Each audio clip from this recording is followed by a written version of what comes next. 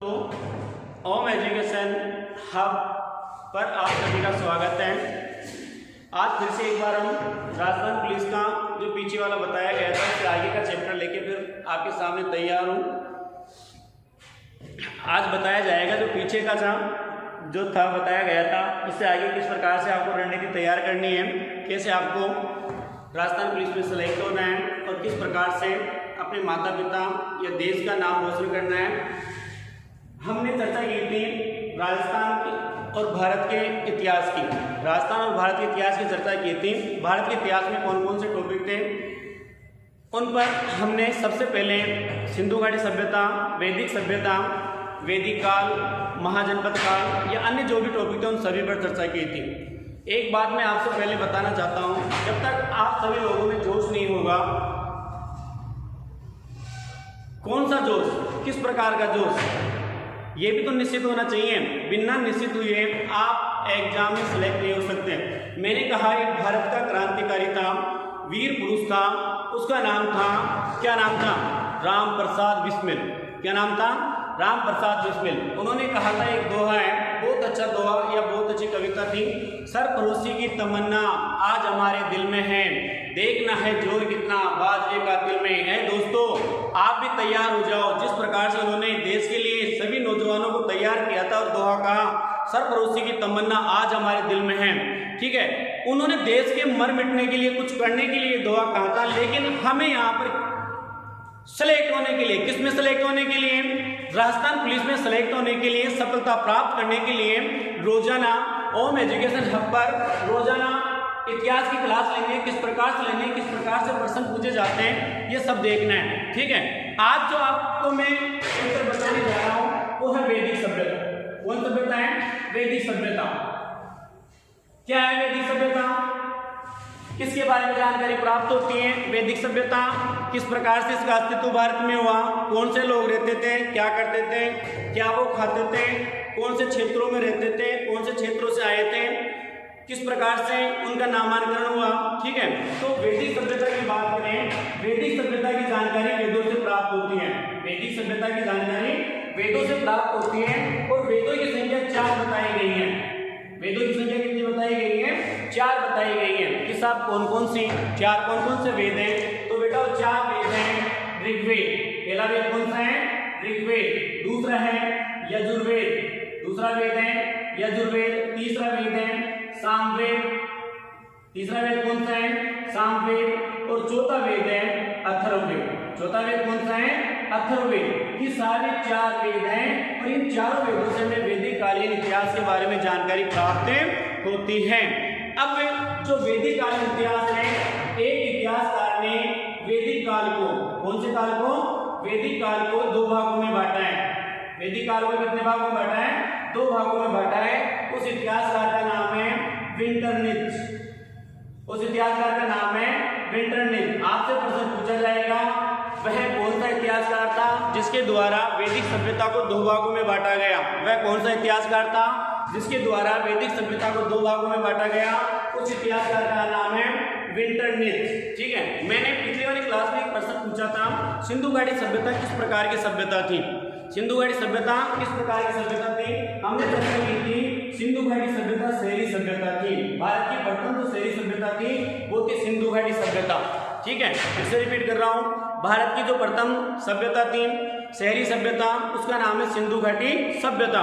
यदि मैं आपसे प्रश्न पूछ लिया जाए कि भारत की प्रथम ग्रामीण सभ्यता कौन सी थी, भारत की प्रथम ग्रामीण सभ्यता कौन सी थी, तो बेटा वो मित्रों, दोस्तों, उसका उत्तर है भारत की प्रथम वैदिक सभ्यता थी, वो ग्रामीण सभ्यता थी। भारत की जो प्रथम वैदिक सभ्यता है वो कौन सी सभ्यता थी? ग्रामीण सभ्यता। अब ये प्रश्न आता है, यहाँ पर कौन से लोग रहते थे? वैदिक सभ्यता में कौन से लोग रहते थे, कहाँ से वो आए, किस प्रकार से उन्होंने अपना निवास स्थान बनाया और कौन से क्षेत्र से आए, ठीक है। तो बेटा वैदिक काल में आर्य लोग रहते थे। वैदिक काल में कौन से लोग रहते थे? आर्य लोग रहते थे। और इतिहासकारों के द्वारा बताया गया कि भारत में आर्यों का निवास स्थान जो था, अलग अलग इतिहासकारों ने अलग अलग बताया, अभी चर्चा करेंगे कौन से इतिहासकार ने क्या कहा, लेकिन कुल मिलाकर आर्यों के 10 कबीले थे। कुल मिलाकर आर्यों के कितने कबीले थे? 10 कबीले थे, ठीक। क्योंकि 10 कबीले कौन से थे, किस प्रकार से थे, हमें बताइए। तो मैंने कहा वैदिक सभ्यता, सभ्यता है? वैदिक सभ्यता। कि गुरुजी वैदिक सभ्यता क्या है? जिस सभ्यता के बारे में सुनो जाओ, वैदिक सभ्यता। अब वैदिक सभ्यता में कौन से लोग रहते थे? तो हमने कहा वैदिक सभ्यता में आर्य रहते थे। ठीक है, आप नोट्स को तैयार कर सकते हो, क्रमवार से लिखते जा रहे हैं। ठीक है, वैदिक सभ्यता में कौन से लोग रहते थे? आर्य लोग रहते थे। और आर्य के 10 कबीले थे। आर्य के कितने कबीले थे? 10। मैंने कहा आर्य के कितने कबीले थे? 10 कबीले थे। कि गुरुजी हमने तो 5 ही पढ़े। ठीक है, कुछ छात्रों को उत्तर है गुरुजी हमने तो 5 ही कबीले पढ़े। ठीक है, ठीक है मित्रों, आज आपको 10 कबीले बताते हैं, पूर्व का नाम भी बताते हैं। मैंने कहा 5 तो आर्य, 5 तो कौन थे? आर्य और 5 अनार्य। 5 तो कौन थे? आर्य और 5 कौन थे? अनार्य। इस प्रकार से टोटल मिलाकर कितने कबीले हो गए? 10 कबीले। यदि आपसे प्रश्न पूछा जाए वैदिक सभ्यता में आर्यों के कितने कबीले निवास करते थे? 10 कबीले। लेकिन आपसे प्रश्न पूछ लिया जाए कि अनार्य कबीले कितने थे? 5। आर्य कबीले कितने थे? 5। अनार्य कबीले कितने थे? 5। टोटल कितने थे? 10 कबीले थे। कि गुरुजी आर्य 5 थे। आर्य के कितने कबीले थे? 5 कबीले। कौन कौन से थे? ठीक है, बताते हैं नाम। पुरु, यदु, तुर्वस, अनु और दुर्व्य। मैंने कहा आर्य, जो आर्य थे उनके 5 कबीले थे। और 5 कबीले कौन कौन से थे? पुरु, यदु, तुर्वस, अनु और दुर्व्य। 5 आर्य थे जो कौन से प्रदेश में रहते थे? मैंने कहा सब सिंधु प्रदेश में रहते थे। कौन से प्रदेश में? सब सिंधु प्रदेश में। सब सिंधु प्रदेश बताने वाले जो इतिहासकार हैं, 2 इतिहासकार हैं। एक का नाम है अविनाश चंद्र, एक का नाम है अविनाश चंद्र और दूसरे का नाम है संपूर्णानंद। बहुत सारे इतिहासकार हैं, सभी ने अलग अलग क्षेत्र बताए। आर्य कहां से आए थे अभी आगे चर्चा करेंगे। पहले हमने कहा आर्य की कितनी शाखाएं थी? टोटल 10 कबीले थे, उनमें से 5 आर्य थे। 5 आर्य कौन कौन से थे? पुरु, यदु, तुर्वस, अनु और दुर्व्य। इसके अलावा 5 अनार्य थे। इसके अलावा अनार्य कितने थे? 5 अनार्य थे। कि साहब 5 अनार्य थे, कौन कौन से थे? उनके नाम है शिव। पहला कौन सा है? शिव, शिव भगवान। ठीक है, दूसरा है पकवा। दूसरा क्या है? पकवा, जिसे फत्तारी बोल दिया जाता है। दूसरा है पकवा, जिसे फत्तारी बोल दिया जाता है। तीसरा और चौथा अलीना। तीसरा कौन सा है? अलीना। चौथा कौन सा है? भलीना। और 5वां बेटा विषपाणी। 5वां कौन सा है? विषपाणी।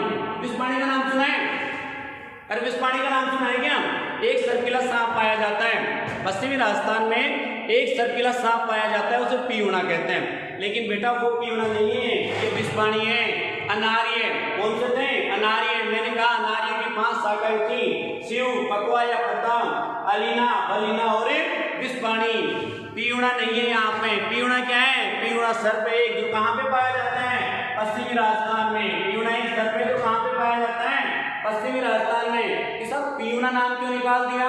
तो पीवना इसलिए निकाल दिया जब पश्चिम राजस्थान में रात्रि के समय मनुष्य या दिन के समय पशु वहां पे चढ़ने जाते हैं, तो एक सांप है जो आता है, ठीक है, और पशु या मनुष्य का पूरा खून समाप्त कर देता है। इसीलिए उस सांप का नाम है पीवना। और ये कहाँ पे पाया जाता है? पश्चिमी राजस्थान में पाया जाता है। लेकिन यहाँ पर विषपाणी अलग है। विषपाणी अनार्य की एक शाखा है। तो हमने चर्चा की वैदिक काल में कौन से लोग रहते थे? आर्य लोग रहते थे। टोटल कितने कबीले थे? 10 कबीले थे। 5 आर्य और 5 अनार्य। कि गुरुजी आर्य कौन कौन से थे? आर्य कबीले कौन कौन से थे? 5 थे मित्रों, पुरु, यदु, तुर्वस, अनु और दुर्व्य। यदि अनार्य की बात करें तो अनार्य के 5 कबीले थे, शिव, पकवा, अलीना, बलीना और विषपाणी। शिव, पकवा, अलीना, बलीना और विषपाणी। इस प्रकार से 5 अनार्य और 5 आर्य थे। इस प्रकार से 5 आर्य। मित्रों यदि आप स्क्रीनशॉट लेना चाहें तो आप स्क्रीनशॉट ले सकते हैं। इसके आगे बताएं, ठीक है। मैंने कहा 5 आर्य थे, 5 अनार्य। आर्य कौन से थे? पुरु, यदु, तुर्वस, अनु और दुर्व्य।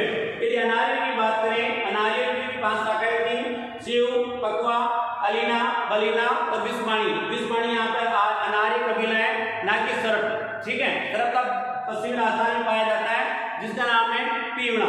इससे आगे यदि आप स्क्रीनशॉट लेना चाहो तो ले लो, ठीक है। इससे आगे बता रहा हूँ आर्य कहां से आए, कौन से इतिहासकार ने आर्य का निवास स्थान क्या बताया, किस प्रकार से आर्य आए। अलग अलग इतिहासकारों के अलग अलग मत बताए गए। अलग अलग इतिहासकारों के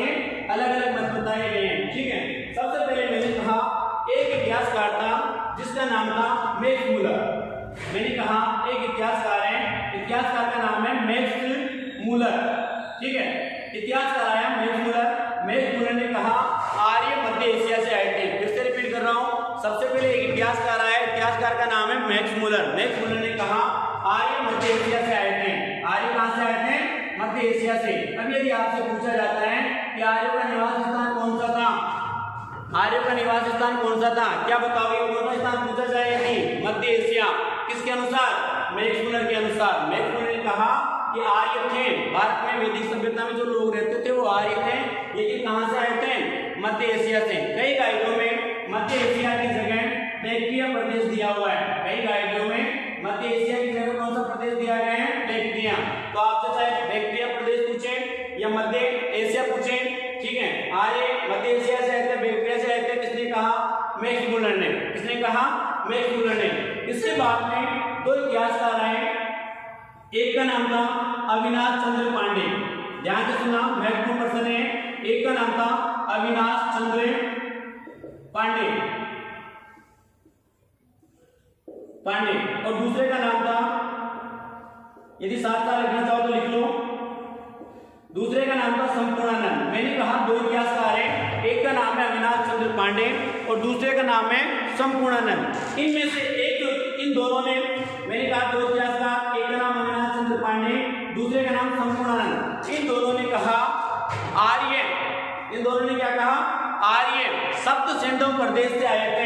आर्य कहां से आए थे? सप्त सिंधु प्रदेश से।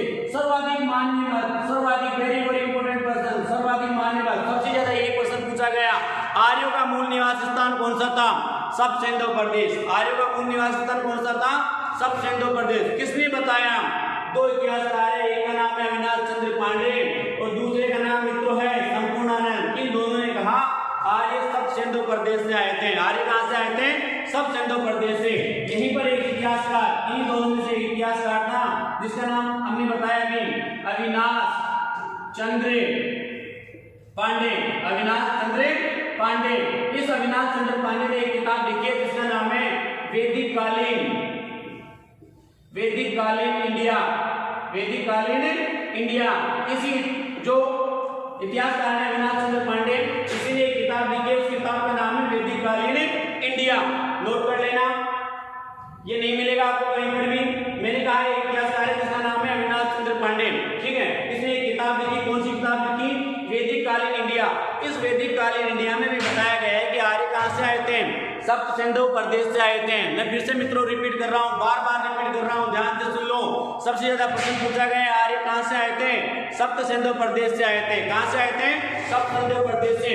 ये कहने वाले जो इतिहासकार थे वो थे दो इतिहासकार, एक का नाम है अविनाश चंद्र पांडे और दूसरे का नाम है संपूर्णानंद। एक जानकारी और मैं आपको यहाँ पे उपलब्ध करवा रहा हूँ, जो अविनाश चंद्र पांडे था उसके द्वारा एक किताब लिखी गई जिसका नाम था वैदिक कालीन इंडिया। जिसका नाम क्या था? वैदिक कालीन इंडिया। इस वैदिक कालीन इंडिया में भी बताया गया कि आर्य सप्त सिंधु प्रदेश से आए थे।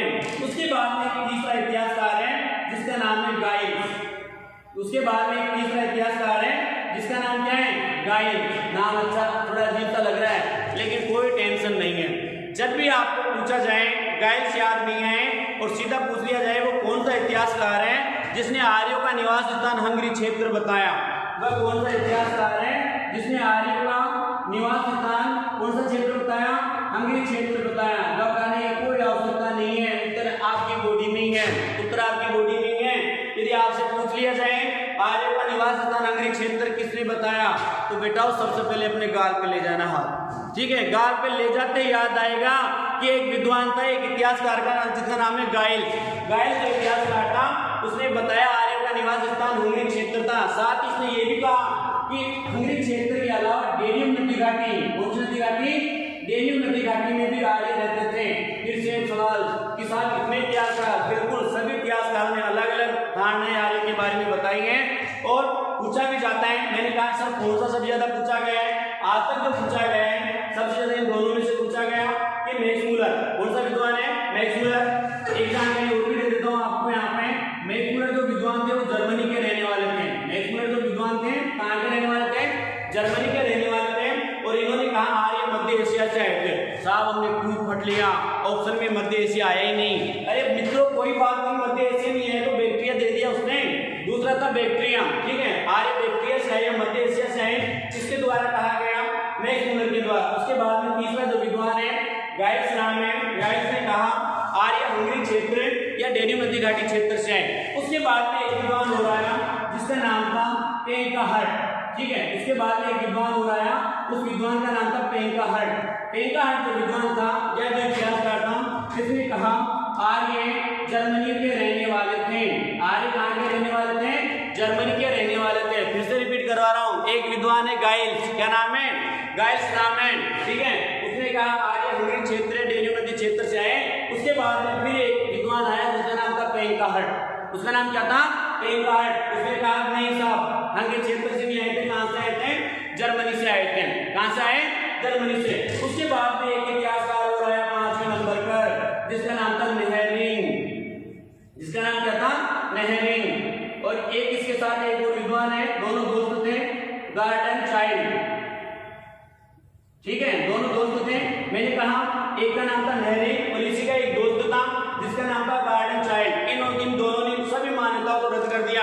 आपने जो बताया वो सब आर्य तो कहां से आए थे? दक्षिणी रूस से आए थे। कहां से आए थे? दक्षिणी रूस से आए थे। इस प्रकार से मित्रों अलग अलग इतिहासकार आए, उन्होंने आर्यों का निवास स्थान अलग अलग बताया। उसके बाद में और आपको आगे बताता हूँ, ले लो या उतार लो, ठीक है। इसके बाद में ये कर रहा हूँ मैं से आगे जो विद्वान है उसका नाम लिखवा रहा हूँ। टीपने में कंजूसी मत करो भाई, आराम से टेपो, खूब और अच्छा याद करो। साफ कर दूं, स्क्रीनशॉट ले लो।